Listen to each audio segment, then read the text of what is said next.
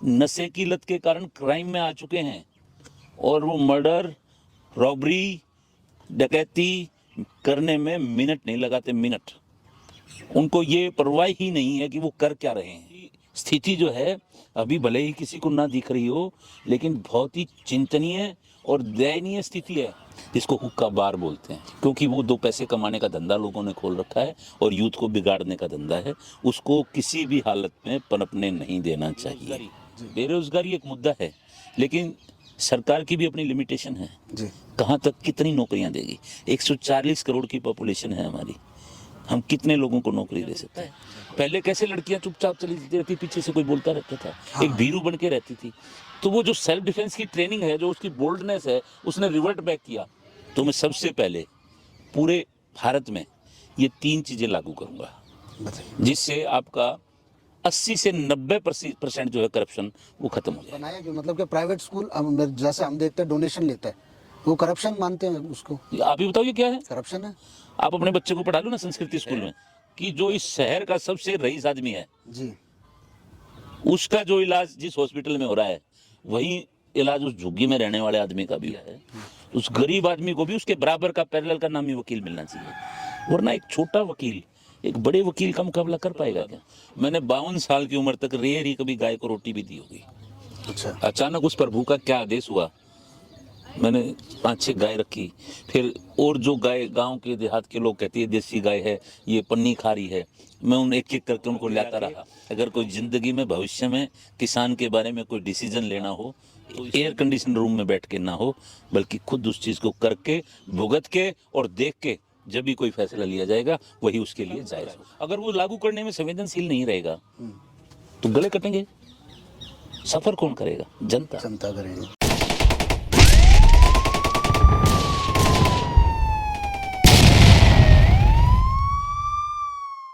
नमस्कार, मैं हूं नितिन वशिष्ठ और आपका स्वागत है हमारे शो परिवर्तन में।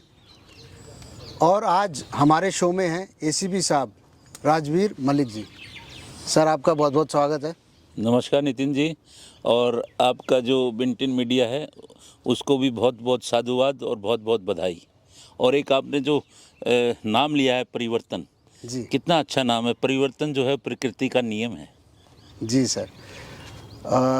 चलिए, आपने परिवर्तन की बात करी तो मैं और बता देता हूँ परिवर्तन शो शुरू करने की हमें ज़रूरत क्यों पड़ी। मैं भी एक युवा हूँ सर, और आप भी डेली, मैं मानता हूँ कि युवाओं से ही डील कर रहे हैं। और युवा जो पीढ़ी है वो हमारे देश का भविष्य तय करती है।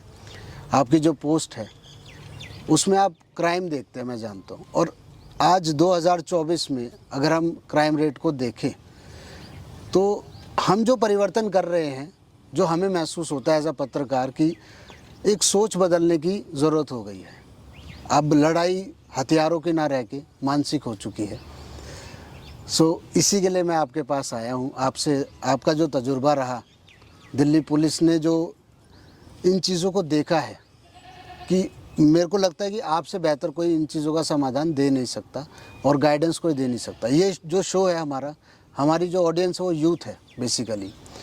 तो सबसे पहला सवाल मेरा आपसे यही है कि आप सुल्तानपुरी थाने में एसीपी हैं और आपका जो थाना है वो बेस्ट थाने में चुना गया है। वो एक तो आप चुनते कैसे हैं? चाहिए चुनाव होता कैसे है? कौन करता है इस चीज़ का चुनाव और किस बेस पे किया जाता है? क्या है नितिन जी, जो बेस्ट थाने के लिए सीनियर अफसर्स की एक टीम बनती है और वो टीम पूरे थाने का ओवरऑल इंस्पेक्शन करती है। उसमें थाने की बिल्डिंग, उसका मेंटेनेंस, उसके बाद जो थाने का जो रिकॉर्ड है उसका मेंटेनेंस, जो थाने में जो माल खाना है उसका मेंटेनेंस, उसकी जो मड्स हैं उनका डिस्पोजल, उनका मेंटेनेंस, किस तरह से रख रखाव है उनका। और सबसे बड़ी बात वहाँ का जो disposal of complaints, disposal of pending investigation cases, बहुत सारे पैरामीटर्स हैं। और जनरल पब्लिक बिहेवियर, ये बहुत सारे पैरामीटर्स हैं जिस पे सीनियर्स अफसर्स इन सब का आकलन करके और ये निर्धारित करते हैं कि दिल्ली में कौन सा थाना बेस्ट है। और इसमें क्राइम रेट भी आता है कि किस थाने का क्राइम रेट, मतलब क्राइम तो है ही, कितनी तेज़ी से सॉल्व किया जा रहा है और वहाँ इस एरिया में कितनी सुख शांति यस बनाई गई है। यस। तो सर अब जो क्राइम रेट की हम बात करें, क्राइम के तरीके भी बदलते जा रहे हैं टाइम से टाइम, और मेरे ख्याल से कानून में तो बदलाव, अब जैसे नए कानून भी आ रहे हैं, और आपने जो समाज को जिस तरीके से देखा है इस पोस्ट पे आते आते, जाहिर है आप पहले दूसरी पोस्ट पे भी रहे होंगे, दूसरे एरिया में भी रहे होंगे, तो आपने दिल्ली को बड़े करीबी से देखा है, जो आम आदमी जिससे वंचित रहता है। युवा जो है आजकल, अगर हमें कुछ चीज़ें पता हों कि इस चीज़ का अंजाम ये हो सकता है क्राइम का, जबकि जो क्राइम करता है उसको बाद में पता लगता है। हर तरीके से बात करनी होती है पुलिस को भी, प्यार से भी, और जो ना माने उसको दूसरे तरीके से भी करनी होती है। तो उसमें आपका क्या कहना है कि आपने कुछ एक विज़न, अगर मैं आपसे चाहूँ कि हम इस वीडियो के माध्यम से उन युवाओं को रोक सके जो क्राइम में इच्छुक हो रहे हैं, क्योंकि एक माहौल दूसरा बना हुआ है जो उसका अंजाम नहीं जानते, उसमें आपकी क्या राय रहेगी उनको? ये बहुत ही अच्छा आपने सामाजिक सा सवाल पूछा है जी इसके। मैं सबसे जो मेन कारण है, जो फोकस है हमारे युवाओं को, जिसको फोकस करना चाहिए, वो है जो सूखा नशा है, उससे बचना चाहिए। जी मेरा कहने का मतलब है नार्कोट्रोपिक सब्सटेंसेस, ओके। स्मैक, अफीम, हीरोइन, इन चीज़ों से हमारे यूथ को बचना चाहिए। और हम जो बड़े हैं उनका भी ये कर्तव्य बनता है कि हम अपने उभरते हुए यूथ को उस नशे से, उस बीमारी से बचाएं, क्योंकि ये एक ऐसा बीमारी है, ऐसा नशा है, एक बार उसकी लत लग जाती है, वो लत धीरे से नहीं छूटती। और इसमें नितिन जी, हमारा यूथ तो बर्बाद हो रहा है, साथ के साथ परिवार बर्बाद हो रहा है, साथ के साथ हमारा देश भी बर्बाद हो जाएगा। आज भारत जो है एक युवा देश है, पूरे संसार में भारत आज एक युवा देश है, और उस युवा देश को बनाए रखने के लिए हमने अपने युवा को, अपने यूथ को तंदुरुस्त रखना होगा, हष्ट पुष्ट रखना होगा, और उसको बेस्ट फीड देना होगा, इन द सेंस पौष्टिक आहार के साथ उसको तंदुरुस्त रह सकता है वो। आपने बोला तंदुरुस्त रखना होगा, हष्ट पुष्ट रखना होगा, लेकिन अब ड्रग्स इतनी तेज़ी से बढ़ता जा रहा है कि अब तंदुरुस्त रहने के लिए भी डोपिंग आप देख रहे होंगे, हर स्पोर्ट्स में आ गया, हर गेम में आ गया है, एग्रेशन बढ़ता जा रहा है, यूथ अपना आपा भी खो रहा है, ज़्यादातर क्राइम कमिटमेंट, क्योंकि क्राइम करने के बाद जब आपके पास भी आते होंगे मुजरिम, वो कहता होगा मुझे होश नहीं रहा, मेरी सुध बुध काम करनी बंद कर दी थी। होता क्या, प्रशासन पे ठेकरा फोड़ देते हैं लोग कि भाई सारा काम प्रशासन का है रोकना, जबकि इतनी पुलिस भी हमारे पास नहीं है, लोगों की जनसंख्या ज़्यादा है। आपको क्या समाधान दिखता है कि भाई आप, या तो आप ये बोले कि प्रशासन की ही जिम्मेदारी है, और नहीं है तो पूरी नहीं है तो आम जनता की क्या जिम्मेदारी है? मैं पेरेंटिंग पे आ रहा हूँ, जो माँ बाप है जिनके वश में ही नहीं रहे बच्चे, और नशा बड़ी आसानी से उपलब्ध हो रहा है। बिल्कुल आपने सही कहा, इसमें समाज के हर अंग का रोल है, चाहे वो पेरेंट्स हों, चाहे वो फ्रेंड्स हों, दोस्त हों, चाहे वो कोई भी अभिभावक हो। ये नहीं कि मैं, मेरे बच्चे दूसरे हैं और वो बच्चा किसी दूसरे का है, वो नशा कर रहा है तो मैं उसको करने दूं, नहीं। यहाँ भी मेरी ड्यूटी बनती है कि मैं उस बच्चे को अपना बच्चा समझ के उसको कैसे भी समझाने से, रोकने से, टोकने से, और किसी भी तरीके से साम दाम दंड भेद हमने उसको उस नशे की लत से रोकना है। ये आज की जो है प्रायोरिटी है। अगर आज हमने इसको मिस कर दिया तो इंडिया जो है युवा देश नहीं रहेगा और यूथ धीरे धीरे ढल जाएगा। सर आजकल की तो मानसिकता ये हो गई है कि रोड पे कोई मर भी रहा हो तो लोग नज़र फिर के चले जाते हैं, और माँ बाप भी ये कहते तुम्हें इस झगड़े से क्या लेना देना, अपना बचाव करो। लेकिन जब खुद का घर जलता है तब एक कंप्लेंट उभर के आती है, और जब वो कंप्लेंट उभर कर आती है तो सिर्फ प्रशासन ही होता है खड़ा वहाँ पे। प्रशासन के पास उस टाइम पे शायद उसको संभालने का कोई चारा नहीं। वही आपने बोला, एक लत पड़ चुकी है, अब तो शायद वो प्रशासन के बस की बात भी नहीं, क्योंकि जेल्स के अंदर भी जाने के बाद क्राइम रुक नहीं रहे। तो उसमें क्या कहना, क्योंकि एक नाबालिग या 20 साल का बच्चा, बालिग हुआ ही है अभी, वो अगर जेल में चला जाता तो एक बड़ी मजबूती के साथ समाज में आता है। कोर्ट भी कुछ नहीं कर पा रहा है, सबूत जो गवाह है उनको प्रोटेक्शन दी नहीं जा सकती। इतनी कहने की बात है कि हम प्रोटेक्ट करेंगे, पर हम कितनों को प्रोटेक्शन देंगे।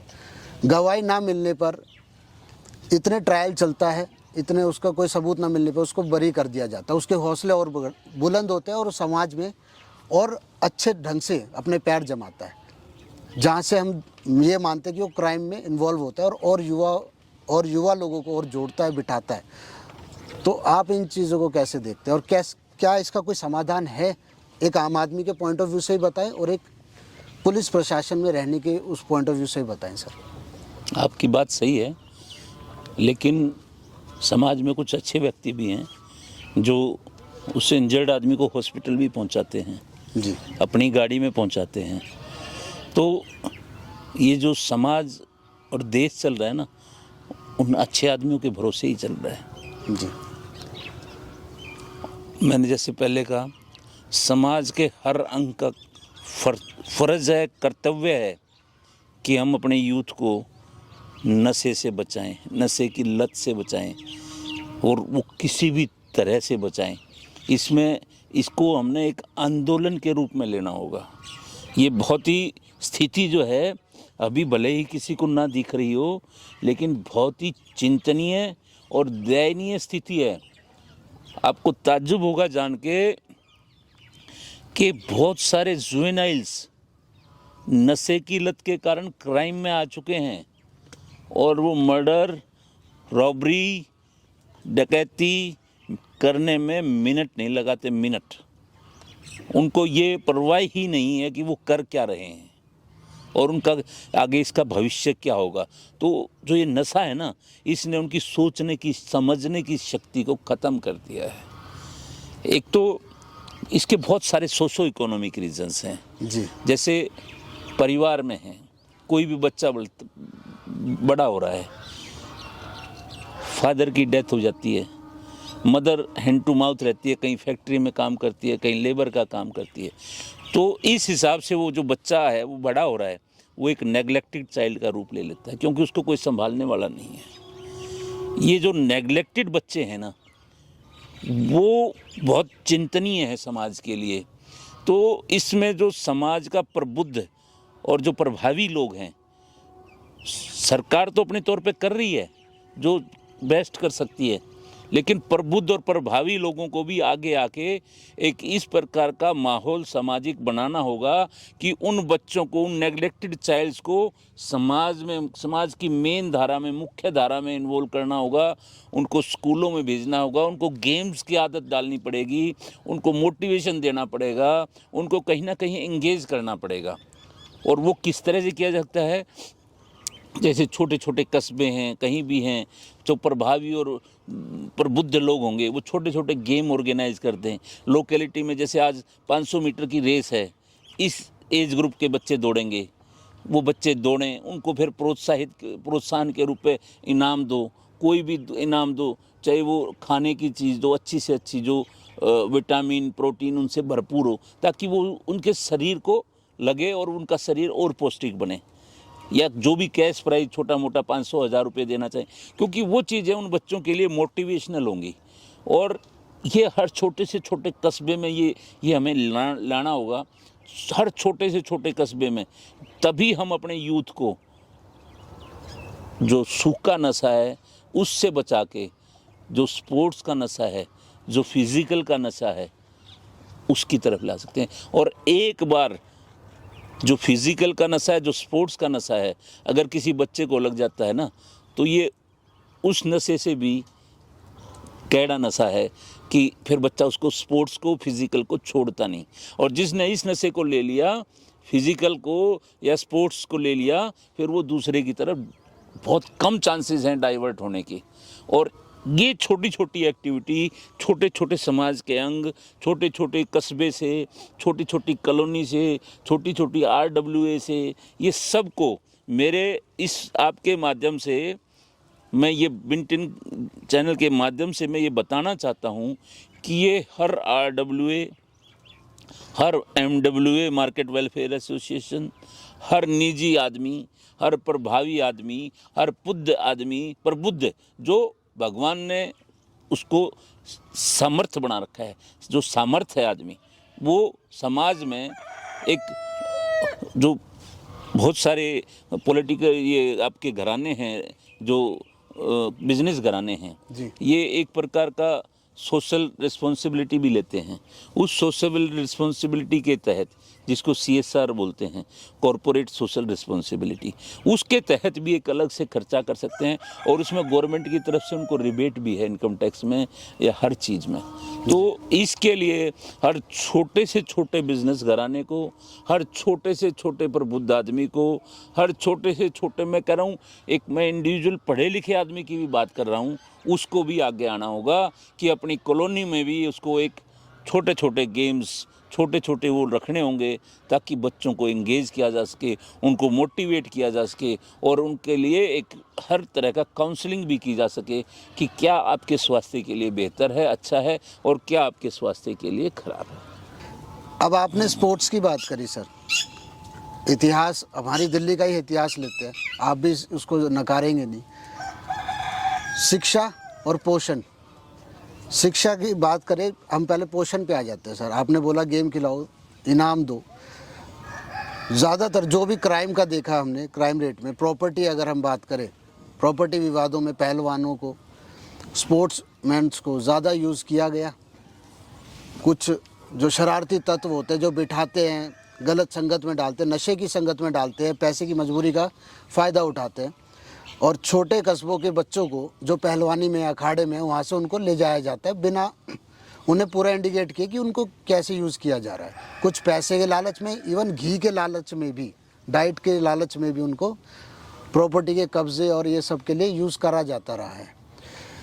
अब ये जो उपद्रवी हैं, ये जो गलियों में बैठे हैं, प्रॉपर्टी का आप कह लीजिए डस्ट का काम कर रहे हैं। एक ऑफिस चल रहा है जो कि जहाँ पे शराब भी चलती है, युवा लोग वहाँ अट्रैक्ट भी होते हैं, ट्यूशन पढ़ रहे हैं, एक गैदरिंग हो रही है। और एक मुहिम चली भी थी बीच में, अगर मैं नजफगढ़ की बात करूँ तो आप वहाँ सर SHO रहे हैं, एक आनंद सागर जी थे, अगर आप उन्हें जानते हो, तो उन्होंने पैदल गश्त लगाई थी नजफगढ़ में इन्हीं चीज़ों को, क्योंकि जड़ उन्हें पता थी कि यहाँ एक गैदरिंग हो रही है, हुक्के पे हो रही है या वैसे बिठा के शराब पिलाई जा रही है, जो पेरेंट्स को बिना बताए वहाँ पे बच्चे बैठते हैं। उसमें से सर 60% यूथ जो है पैसे, नशे और जुए के लत में आज भी ग्रस्त है और कुछ जेल में है। इन चीज़ों को सर आप कैसे देखते हो? क्या इसका समाधान ये गश्त लगाना या स्ट्रिक्टनेस है प्रशासन की, या सरकार इसमें क्या करे? इस चीज़ को कैसे रोका जाए? क्योंकि यहाँ पेरेंट्स का जोर नहीं है, प्रशासन को जब पता लगता है जब क्राइम हो चुका होता है। और ये जो लोग हैं ये हर कॉलोनी कस्बे में बैठे मिलेंगे आपको सर। ये जो बैठकें हैं और इनकी कंप्लेंट भी कोई नहीं करता सर। और ये जो बैठकें बन रही हैं जिनकी, ये वो हैं करप्शन के। ये बैठक के लिए जो मैंने आपको बोला ना, एक बच्चा जाता है क्राइम करके आता है, बेल पे छूट आता है या कोई उनका गवाह नहीं मिलता, फिर ये यही काम करते हैं। सारे इलीगल काम जहाँ करप्शन चलती है ये फिर ठैये बनाते हैं, अड्डे बनाते हैं, एक गैंग बनाते हैं। गैंग नहीं कहूँगा, गैंग तो आगे बनती है, एक संगठन बनना शुरू होता है। और पॉलिटिक्स की आड़ में खासकर मैं बात करूँगा MLA, निगम पार्षद के, आपको उनसे जुड़ने के लिए पॉलिटिकल कुछ भी हो, कुछ भी उन्हें प्रलोभन देते हैं। उसको आप सर कैसे देखते हैं? देखो, आपने अभी एक बात कही, नजफगढ़ का उदाहरण दिया, बात कही हुक्के की बात कही। हुक्का जो नॉर्मल हुक्का है, जो हमारे बुजुर्ग पीते हैं जी वो अपने आप में मैं उसको बुरा नहीं मानता। जी वो लोगों को इकट्ठा करने का एक साधन है। जी हाँ, जो आपके यूथ जो हुक्का पी रहा है, जो कलर्ड धुएं वाला जो हुक्का पी रहा है, वो बहुत नुकसानदायक है, जिसको हुक्का बार बोलते हैं जी। वो बहुत नुकसानदेह है, स्वास्थ्य के लिए भी नुकसानदेह है, वैसे भी नुकसानदेह है, और उससे आगे चीज़ें एग्रीवेट होती हैं, दूसरे नशे की तरफ यूथ जो है बढ़ता है। उन चीज़ों को कंडेम करना चाहिए, उन चीज़ों का प्रचलन रोकना चाहिए, वो बिल्कुल भी प्रचलन में नहीं होनी चाहिए और ना चलनी चाहिए, क्योंकि वो 2 पैसे कमाने का धंधा लोगों ने खोल रखा है और यूथ को बिगाड़ने का धंधा है। उसको किसी भी हालत में पनपने नहीं देना चाहिए, पहली बात। दूसरी बात आपने कही कि गैदरिंग और पहलवानों को यूज़ करना, जी वो एक अलग अलग ट्रेड्स हैं। इतनी सी कॉमन सेंस सबके अंदर है कि ये क्या गलत है इसमें और क्या ठीक है। और जब कॉमन सेंस से आदमी चलेगा तो वो गलत नहीं करेगा। मैं आज आपको बता रहा हूँ, पहलवान तो हज़ारों की संख्या में है हमारे देश में, हज़ारों की संख्या में, और अगर पूरे देश की मिलाओ तो लाखों भी पहुँच जाएंगे जी। लेकिन उन क्रिमिनल केसेस में कितने आते हैं? गिने चुने, सैकड़ों में। तो फिगर बहुत कम है, और वो भी इस प्रकार के आते हैं जिनको बहका के, फुसला के, लालच दे के लोग जो है उनका यूज़ करते हैं। तो जब इस चीज़ की संज्ञान में प्रशासन को पता लगता है, प्रशासन उस पर जो भी अपनी लीगल कार्रवाई है वो पूर्ण रूप से करता है और किसी प्रकार का कोई ढिलाई नहीं बरतता है। इसमें विक्टिम को हर तरह का न्याय दिलाने का प्रशासन पूरा जनरल तौर पे अपनी कोशिश करता है। ये जनरल बिहेवियर है। तो बेरोज़गारी मुद्दा है मेरे ख्याल से, शायद यहाँ ना बैठे, बच्चे को रोज़गार मिल जाए टाइम पे और पैसे के भटकाव में उसको ऐसी जगहों पे ना बैठना पड़े, या फिर इन जगहों को ही ख़त्म करा जाए। दोनों में से क्या समाधान होना चाहिए सर? ये जगह तो देखो, जो हमने डिस्कस की, जगह तो पनपने ही नहीं देनी चाहिए जी उसके लिए मैंने आपको चीज़ें बताई। बेरोज़गारी एक मुद्दा है, लेकिन सरकार की भी अपनी लिमिटेशन है। जी कहाँ तक कितनी नौकरियां देगी? 140 करोड़ की पॉपुलेशन है हमारी, हम कितने लोगों को नौकरी दे सकते हैं? कुछ इस तरह का रैशनलाइजेशन गवर्नमेंट को भी करना चाहिए कि एटलीस्ट हर परिवार में एक नौकरी ज़रूर मिले, ताकि सरकारी मिले, प्राइवेट मिले, गवर्नमेंट कैसे भी इस चीज़ को मैनेज करे ताकि वो परिवार चल सके। मेरा मतलब समझ गए ना आप? उस परिवार का एक आदमी अगर नौकरी पे है, चाहे वो सरकारी हो चाहे वो प्राइवेट हो, तो मतलब उस परिवार की रोजी रोटी में कहीं कोई दिक्कत नहीं है। दूसरे परिवार के जो मेंबर्स हैं वो अपना कोई भी पर्सनल प्राइवेट काम करके उसको कंट्रीब्यूट कर सकते हैं फैमिली की अर्निंग को, चाहे वो कोई भी काम हो। जैसे अभी मोदी जी की सरकार में बहुत सारी स्किल प्रोजेक्ट्स चल रहे हैं। हम एज ए दिल्ली पुलिस भी, हमने भी युवाओं को स्किल प्रोजेक्ट्स की ट्रेनिंग दिलाई है, जैसे फ्रिज मैकेनिक, लड़कियों को ब्यूटिशियन का। तो आप फ्री पढ़ाते हैं कि पेड होता है? ये नहीं, ये सब फ्री होता है, निःशुल्क पढ़ाते हैं। निःशुल्क हम पढ़ा के उनका ट्रेनिंग करवाते हैं। हम संस्थान इंगेज करते हैं, उस संस्थान के साथ उनको ट्रेनिंग 1 महीने की, 1.5 महीने की वो ट्रेनिंग दिलाते हैं। उसके बाद वही संस्थान जो है उनको जॉब अपॉर्चुनिटी भी देते हैं, चाहे 15,000 की मिले चाहे 20,000 की मिले। डिफरेंट उसमें कोई फ्रिज मैकेनिक हो गया, लड़की का जैसे ब्यूटिशियन का हो गया, कुछ और चीज़ें हैं अलग अलग, जैसे आपका कोई मोटर मैकेनिक हो गया, कोई मोटरसाइकिल मैकेनिक हो गया। इस तरह के बहुत सारे ट्रेड्स हैं जिसमें इंडिविजुअल को जो है ट्रेंड किया जाता है और वो इंडिविजुअल फिर उसी तरह से अपनी मेहनत करके 15-20 हज़ार की नौकरी आराम से कर लेता है और परिवार की अर्निंग में जो है वो शामिल रहता है। ये सर आप किस स्तर पे कर रहे हो? इंडिविजुअली कर रहे हो या सरकार के नहीं, साथ? सरकार कर रही है ये। ठीक है। और ये आप मोदी सरकार कर रही है और Delhi police as a individual कर रही है। ओके, दिल्ली पुलिस अपना अलग से इसमें इनिशिएटिव दे रही है। जी। ठीक है सर। तो ये सारी चीज़ें दिल्ली पुलिस ने भी बहुत सारे युवाओं को ट्रेंड किया है जी, और उनको इस माध्यम से जब ट्रेंड करके महीना 1.5 महीना फिर उनको नौकरियां भी मिली हैं। देखिए सर, आप जो काम कर रहे हैं और जिस तरह की आपकी विचारधारा है, हमें लगता है कि राजनीति में इस तरीके की अगर विचारधारा बने और जो काम करने वाले फ्रंट फुट पे आए, क्योंकि आप भी एक्शन लेते हैं, केसेस आते हैं, तुरंत उसको फास्ट ट्रैक पे सॉल्व करा जाता है, कोशिश किया जाता है कि न्याय जल्दी मिले। आपने सही कहा। एक बहुत ही ताज़ा उदाहरण देता हूँ। हम जैसे लड़कियाँ हैं उनको सेल्फ डिफेंस की ट्रेनिंग देते हैं। ओके। और कम से कम हमने स्कूल की, ITI की करीबन 1500 से 2000 लड़कियों को ट्रेनिंग दी और फाइनल ट्रेनिंग होने के बाद उनको सर्टिफिकेट भी वितरित किए। और उसके बाद ये हर दिल्ली पुलिस के ज़िले की कहानी है। ये सर्टिफिकेशन दिल्ली पुलिस से मिलेगा? दिल्ली पुलिस से हर कि भाई हमने इनको सेल्फ डिफेंस की ट्रेनिंग दी।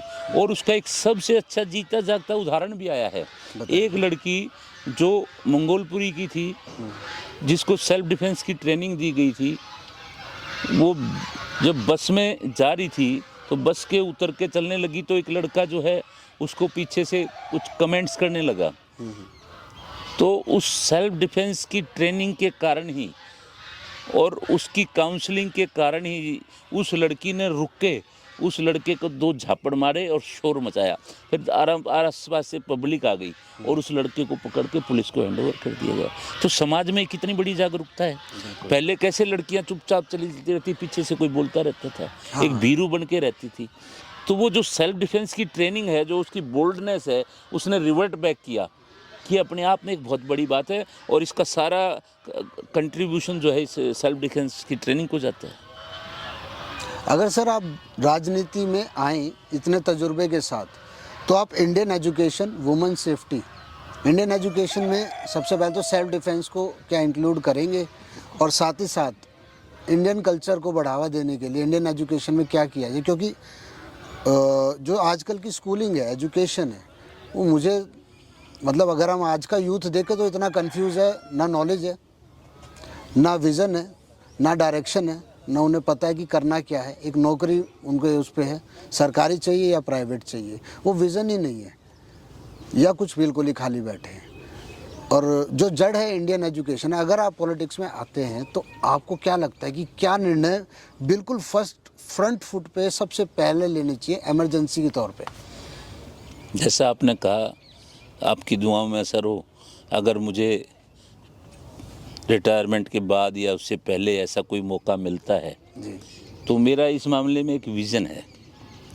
मेरे 3 काम हैं। अगर मैं इस की पोजीशन में अगर मुझे मिलती है कि मैं ये काम कर सकूं, तो मैं सबसे पहले पूरे भारत में ये 3 चीज़ें लागू करूंगा, बताइए। जिससे आपका 80 से 90% जो है करप्शन वो ख़त्म हो जाएगा। 80 से 90% करप्शन ख़त्म हो जाएगा, ऑटोमेटिकली ख़त्म हो जाएगा अगर कोई भी सरकार सही मायने में ये तीनों चीज़ें लागू करती है। तो मैं फिर कहा है सही मायने, सही मायने मतलब बिना छेड़छाड़ के, बिना जैसा बोला छेड़छाड़ वैसा। के जैसा बोला वैसा ही। और वो बोलने के अलावा वो दिखना भी चाहिए, वो प्रतीत भी होना चाहिए सामने कि भाई हाँ ऐसा हो रहा है। सबसे पहला है फ्री एजुकेशन। ठीक है। मेरा मानना ये है कि एक गरीब से गरीब लेबर का बच्चा और बड़े से बड़े रईस का बच्चा एक ही स्कूल में पढ़े। फ्री एजुकेशन सरकारी में कि प्राइवेट में? वो सब सरकार वो करेगी, सबको बराबर कर दे। सब बराबर कर देगी सरकार, चाहे वो गवर्नमेंट हो चाहे सरकारी हो, सबको बराबर कर देगी।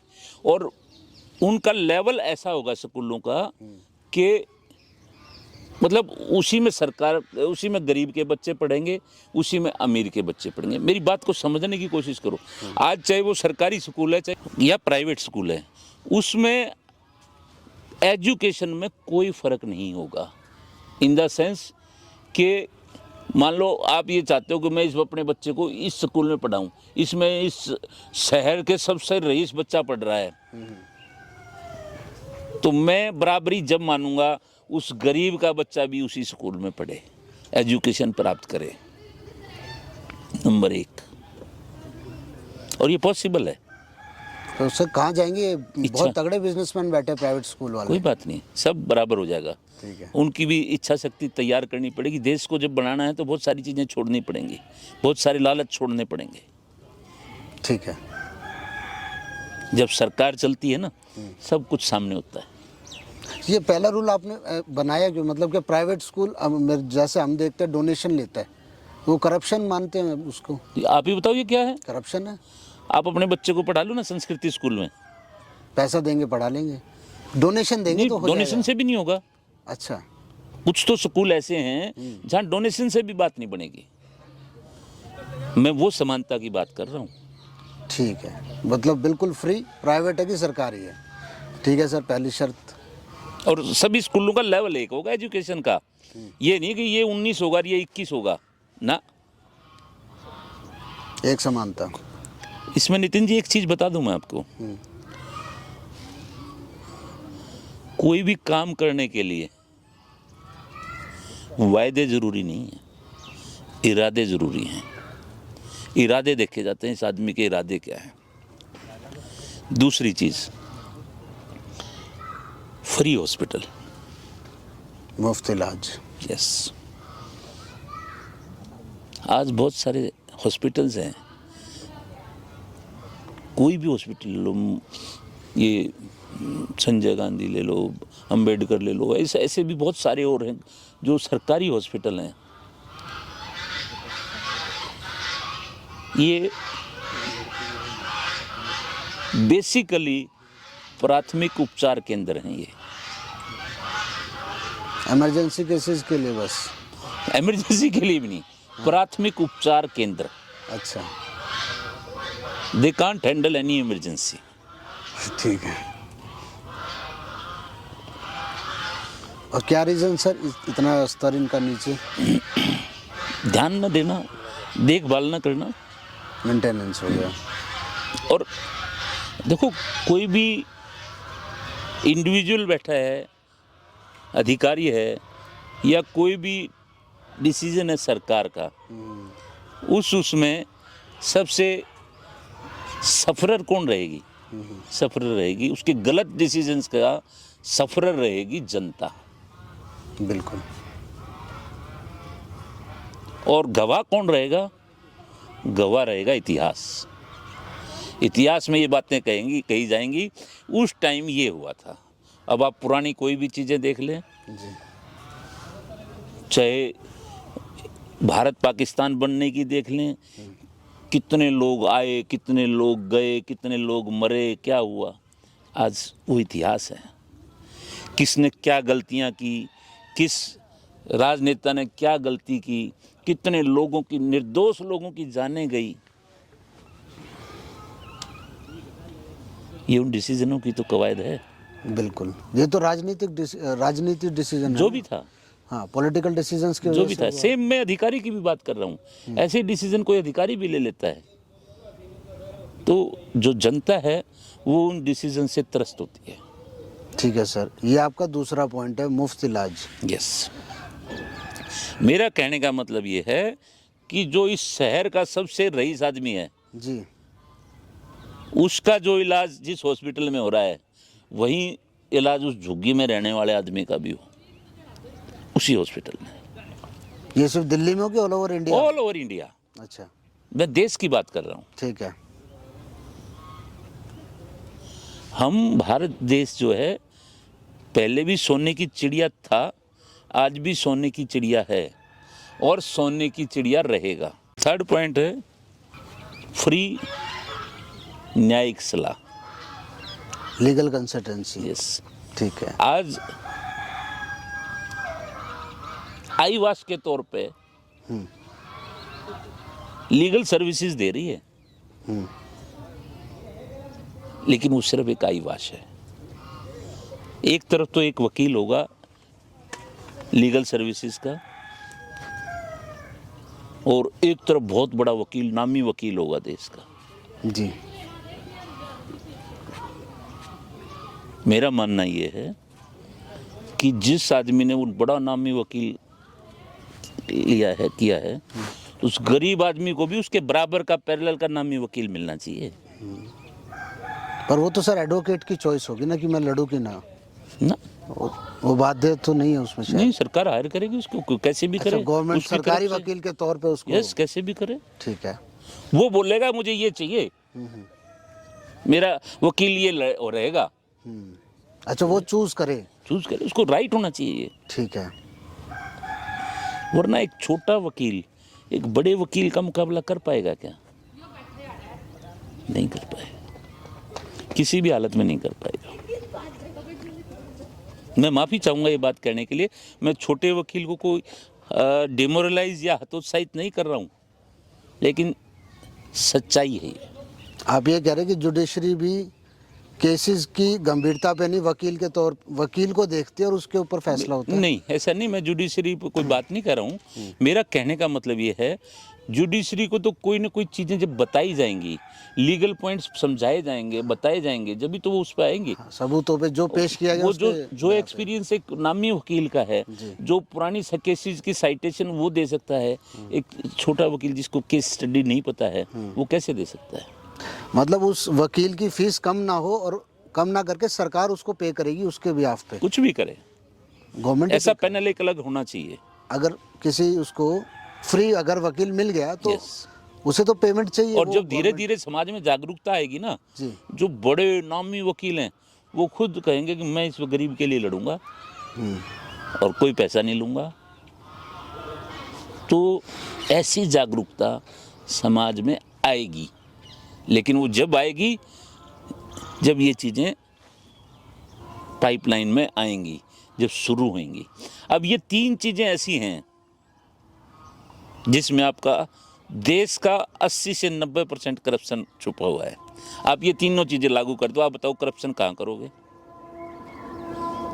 बच्चे के पैदा होते ही आपको चिंता होती है कौन से स्कूल में एडमिशन कराऊंगा, 20, 30, 50 लाख रुपए देने पड़ेंगे। बच्चे पैदा होते ही करप्शन शुरू, फिर वो बड़ा होगा, फिर हॉस्पिटल का देखोगे, इसको कौन से हॉस्पिटल में इलाज चाहिए, नहीं चाहिए, यहाँ ट्रीटमेंट ठीक नहीं है, वहाँ अच्छा नहीं है, वहाँ बेड नहीं है खाली, वहाँ ये नहीं है, 36 दिक्कतें हैं। और गरीब आदमी के लिए तो कुछ भी नहीं है। ये तीनों पॉइंट सर आपका विजन है? ये दिस इज माय विजन। आपका विजन है। और अगर आप पॉलिटिक्स में आते तो आप इसको पाइपलाइन में लाओगे कैसे सर? क्योंकि इतना आसान है नहीं।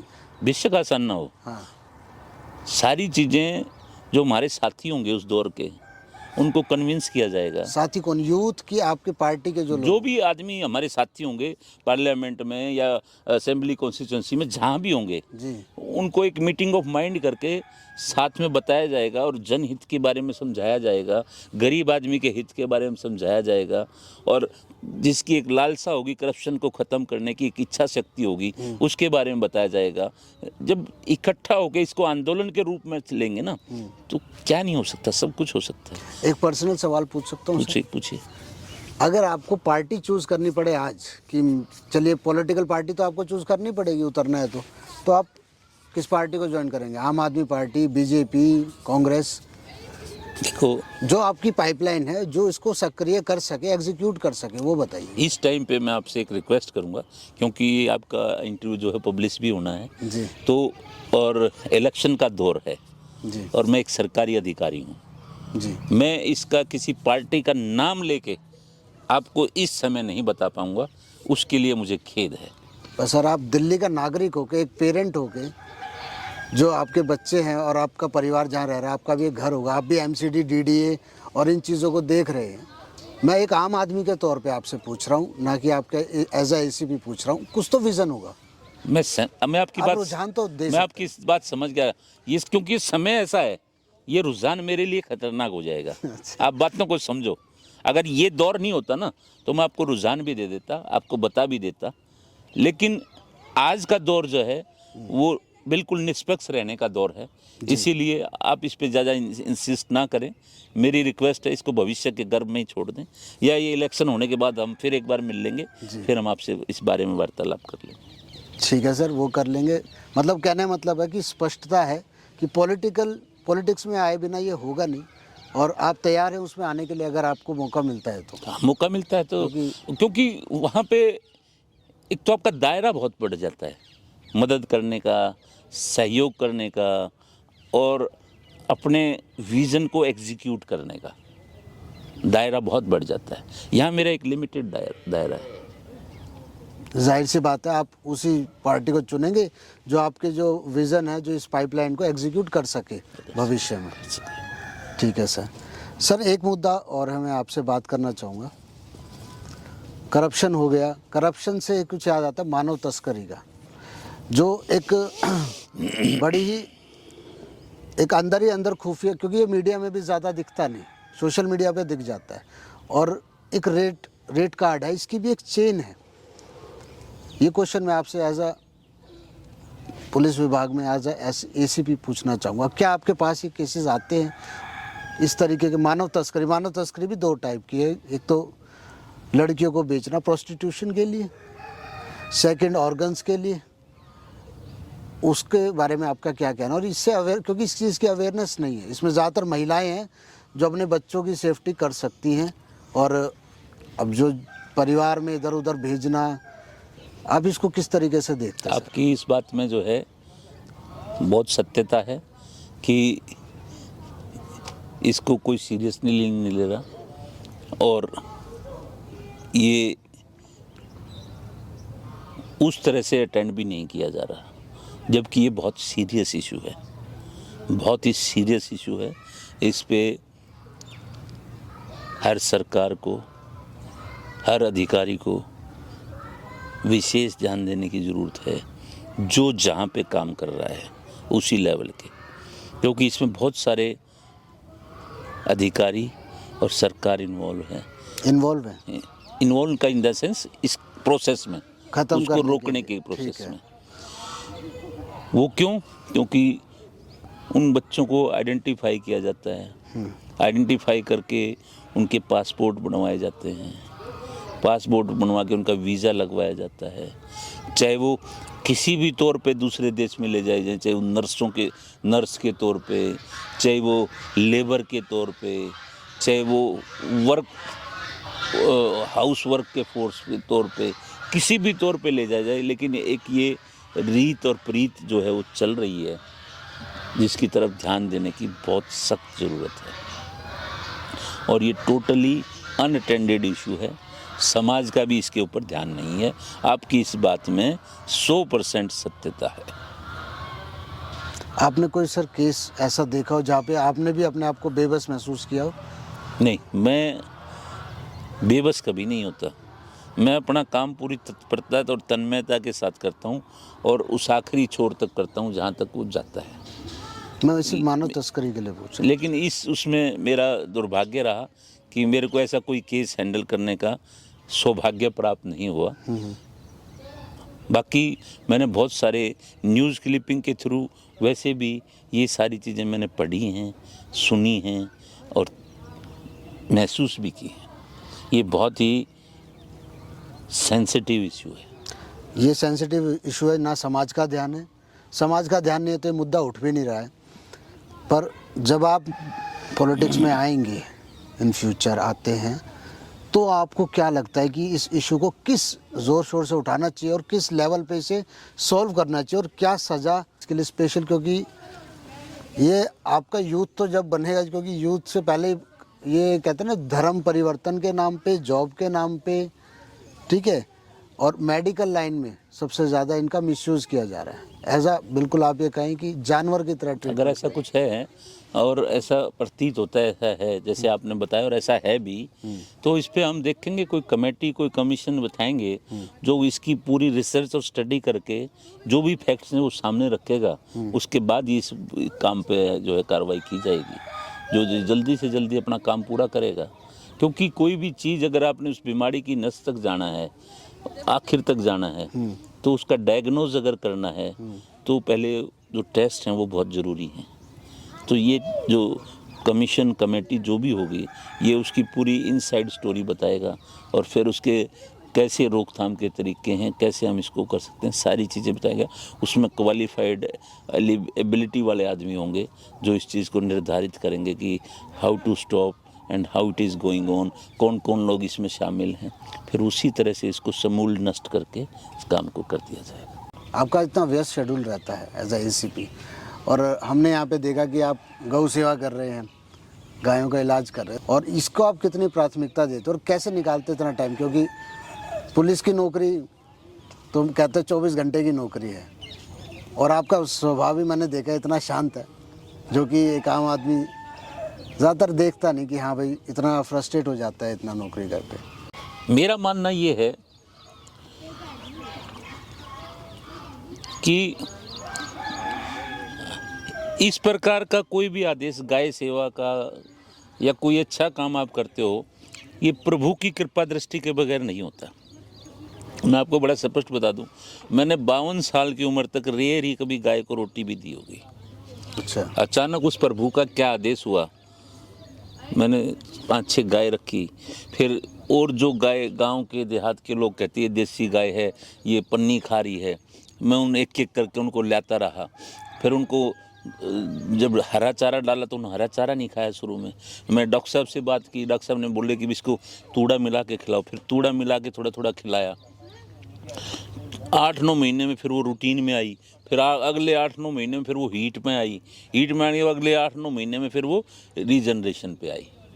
तो कम से कम 2 से 2.5 साल लग गए एक गाय को रूटीन में आने में। वरना जो पन्नी खा रही थी वो पन्नियाँ उसके स्वास्थ्य के लिए भी नुकसानदायक थी और गाय के लिए तो थी नुकसानदायक। ऐसी ही 10-12 गाय जो हैं हम इधर उधर से, कोई गांव का आदमी छोड़ गया, कोई और छोड़ गया, किसी के पास चारा नहीं था खिलाने के लिए, वो छोड़ गया। तो आज 17-18 गाय हैं और बाकी उनका गोवंश है। टोटल 40 के करीब गोवंश जो है यहाँ पे प्रभु की कृपा से पल रहा है। और आप कुछ लोग इसमें मेरा स्वार्थ कहेंगे, लेकिन मेरा फ़र्ज़ भी है कि मैं अपने परिवार को अच्छा देसी गाय का दूध, घी, मक्खन, पनीर, लस्सी, दही खिलाऊं ताकि उनके स्वास्थ्य को ठीक रखा जा सके और साथ के साथ गौ सेवा भी हो जाए। नहीं, हमने देखा गौ सेवा तो आपको गाजर खिलाते हुए देखा हमने। गाजर खाती हैं गाय। और आपको बड़ी खुशी होगी कि इसके साथ साथ जो ये ज़मीन है ये हमने सारी दामों पे ले रखी है। अच्छा। और 3.5 लाख रुपए साल के, 11 एकड़ जगह है और यहाँ हमने खेती भी कर रखी है। गायों के लिए हरा चारा भी है, ये आपको सामने दिखाई दे रहा है। जी। उधर ये गन्ने हैं, गन्ने भी गायों को ही खिलाते हैं। 6 एकड़ में गन्ना है। ये खेती भी इसीलिए करके देखते हैं कि एक किसान के रूप में भी हम एस्टेब्लिश रहें और किसान को क्या फ़ायदा होता है और क्या नुकसान होता है उसका भी इल्म यहाँ रहे। और आगे जाके अगर कोई ज़िंदगी में भविष्य में किसान के बारे में कोई डिसीज़न लेना हो तो इस मूलभूत अपने हाथों से करी हुई खेती को देख के लें, ना कि एयर कंडीशनर रूम में बैठ के उस मेहनतकश इंसान की मेहनत का फैसला एयर कंडीशनर रूम में बैठ के ना हो, बल्कि खुद उस चीज़ को करके, भुगत के और देख के जब भी कोई फैसला लिया जाएगा वही उसके लिए जायज़ होगा। तो आपका कहना है कि जो इस चीज़ को बरत चुका है वही सही डिसीजन ले सकता है, जो कर रहा है। जी। जैसे अभी आप देखेंगे कल की जो ओलावृष्टि हुई, दिल्ली के चारों तरफ ओलावृष्टि हुई है। उस ओलावृष्टि ने किसानों को बहुत नुकसान पहुंचाया है। इन द सेंस जो गेहूं की बालें खड़ी थी वो सारी की सारी बालें टूट के गिर गई, ऐसे जैसे किसी ने फरसे से काट दिया हो। तो किसान क्या करेगा? किसी ने अपने लिए बो रखी थी, किसी ने 8-10 किले दामों पे लेके बो रखी थी, किसी ने वो कैसे उसकी भरपाई कर पाएगा? कहाँ से लाएगा? उसके लिए तो हर चीज़ के पैसे थे, पानी के भी पैसे थे, बीज के भी पैसे थे, खाद के भी पैसे थे। उसने तो एक किस्म से जैसे आदमी अपने बच्चे को बड़ा करता है, पैदा करता है खिला खिला के, उस तरह से उस खेती को बड़ा किया था और वो खेती ही नहीं रही।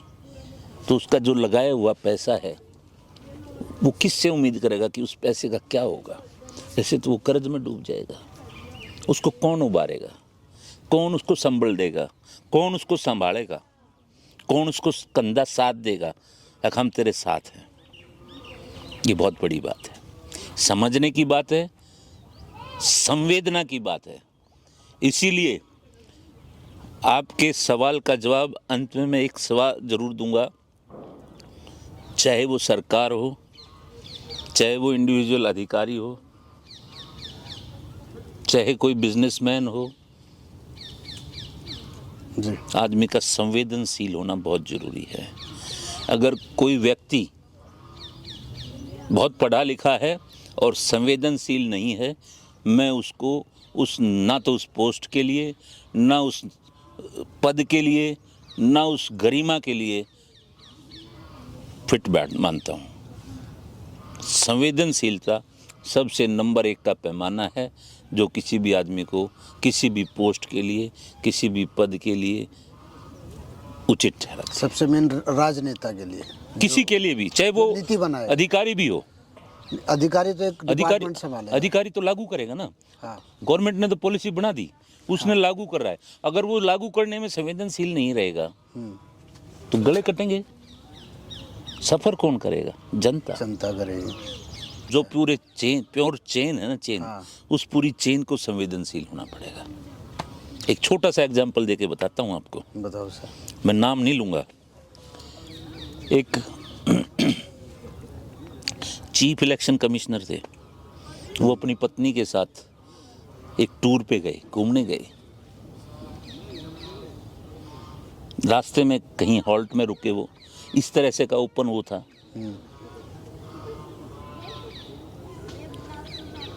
उनकी पत्नी को वहां बैठे बैठे एक पेड़ पे बैया का घोंसला जो है वो नजर आया।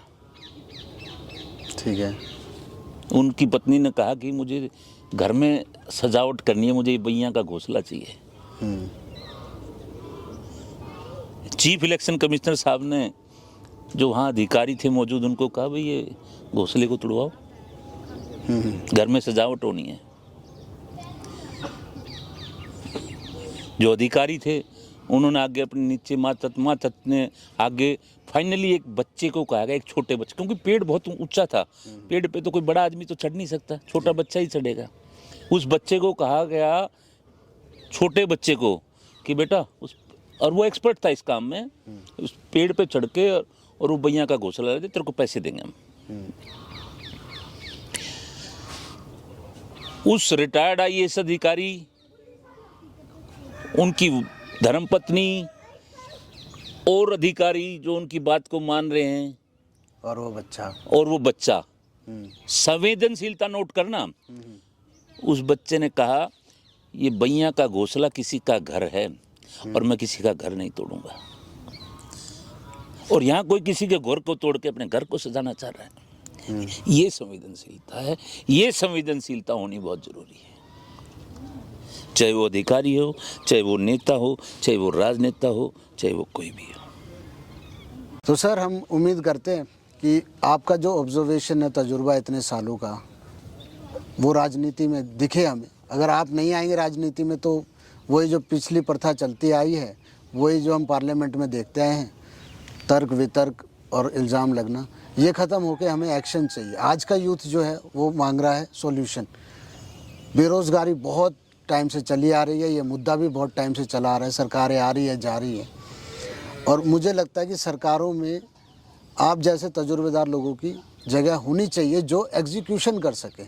आप पॉलिटिक्स में आए और तुरंत एक्शन ले, जिससे एक नए भारत का निर्माण हो, नव युवा पीढ़ी जो भारत की हो बने, शिक्षक बने और उसका विज़न बड़ा क्लियर हो। इसी उम्मीद के साथ सर मैं इस इंटरव्यू को एंड करता हूँ, और मैं आशा रखता हूँ कि अगला इंटरव्यू, और ये मेरी रिक्वेस्ट है सर, आप पॉलिटिक्स प्लीज़ ज्वाइन करें ताकि हम अगले इंटरव्यू में समाधान की बात कर सकें कि आपके आने के बाद क्या हुआ और आपने कौन सी पार्टी ज्वाइन करी, वो हमें पता लगे, हमें इंतज़ार रहेगा। मैं नितिन जी आपका और आपके बिंटिन मीडिया का आभारी हूँ। आप लोगों ने आज जो समय दिया और इतने अच्छे अच्छे सवालात किए और एक अच्छे माहौल में किए, और आपकी दुआओं में अगर असर रहा तो ये काम भी होगा जी। और